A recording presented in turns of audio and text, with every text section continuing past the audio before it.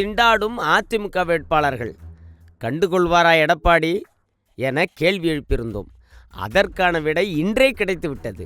ஆளுங்கட்சியான திமுக விளம்பரம், கட்சி நிர்வாகிகளுக்கு பணம், பூத் பணம், வாக்காளர்களுக்கு பணம், ஏற்கனவே வாக்காளர்களுக்கு பரிசு பொருட்கள் என கரன்சி மழை பொழிந்து கொண்டிருக்கும் நிலையில் அதிமுகவின் வேட்பாளர்கள் கணிசமானோர் செலவுக்கு பணம் இல்லாமல் தங்கள் சொத்துக்களை விற்பதற்கு பத்திரத்தை தூக்கி கொண்டு அலைய ஆரம்பித்து விட்டார்கள். இந்த நிலையில்தான் அதிமுக தலைமையும் பாஜக தலைமையும் பேசி ஒரு முடிவெடுத்துள்ளன.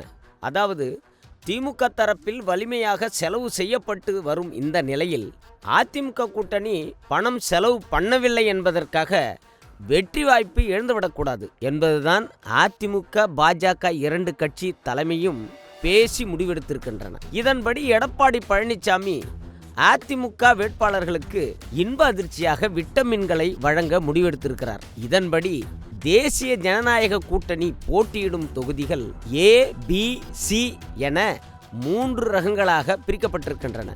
இதன்படி வீக்காக இருக்கும் தொகுதிகள் A பிரிவு என அடையாளம் காணப்பட்டுள்ளன.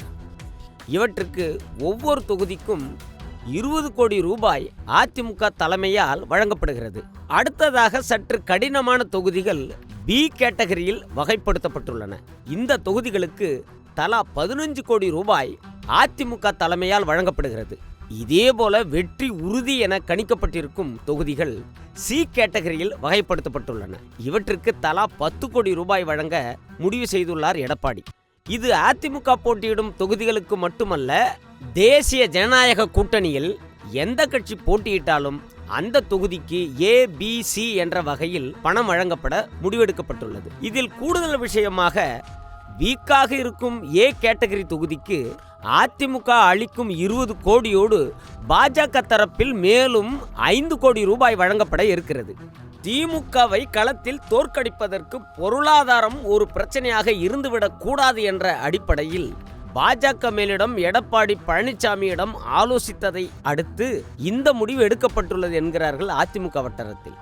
எனவே இன்னும் சில தினங்களில் அதிமுக உள்ளிட்ட தேசிய ஜனநாயக கூட்டணி வேட்பாளர்களுக்கு உரிய வகையில் விட்டமின் சென்று சேர்ந்துவிடும் என்று கட்சிக்குள் சொல்கிறார்கள்.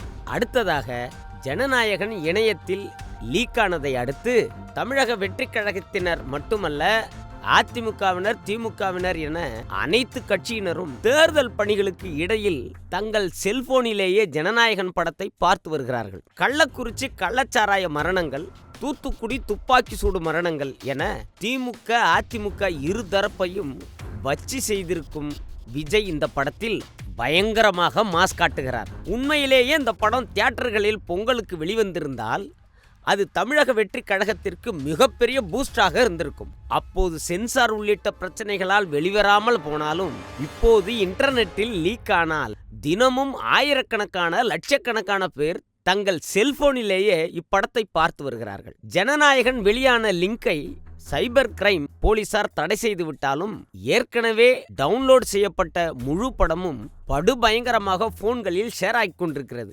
அப்படத்தில் விஜய் தன் கையிலே டிவிகே என பச்சை குத்திருக்கிறார்.